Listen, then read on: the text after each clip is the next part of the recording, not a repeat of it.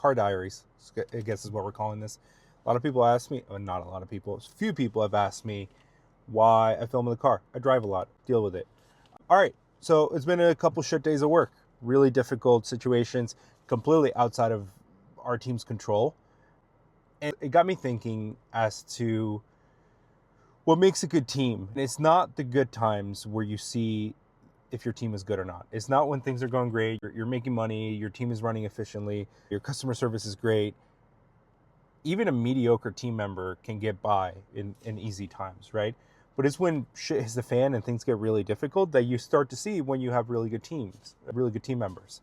So the past couple of days, again, really shitty situations, completely outside of our control. So bad that we had to get law enforcement involved, government agencies, and all of that not so fun stuff. And I was thinking, like, this would have been so much worse if we had team members that weren't a good fit, that not only that they weren't trained, but they didn't have the character to deal with the pressure, right? I keep going back to one of our employees. The whole time she could have lost her mind and started spiraling, but she kept her cool. She was professional. And it goes back to hiring, right? I think I've said it before in these videos, but training starts with hiring. And if you're hiring, especially in the industry that I'm in, like I said, I work in recreation. So a lot of times we're hiring unskilled labor and we have to train the skill.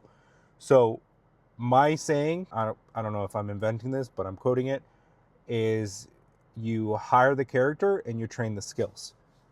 Because even, especially true for unskilled labor and the kind of the part-time workforce that I work with for a lot of the time, but even for professional and hiring professionals and full-time career folks, say a CPA, if you're hiring someone who you know has the skills and would kill it at the job, but it's not going to be a good fit with your team, why would you hire them? Even if they're the best person in the world, if you know that they're not going to get along with your team, maybe a bad situation comes up and they're going to lose their mind, find someone else will have the skills that you're looking for. So great employees start with hiring. So find out who you need to hire, right? Who would work best with the team that you have? Who would work best with your company values and how you like to work? So if you're a business owner, a manager, just think about that. What makes your star employees fit in so well into your company culture, your organizational culture? It doesn't have to be a business thing. Even if you work in a nonprofit, this applies, right? Great employee training starts with a great employee hiring. That's how you build great teams. All right, thanks.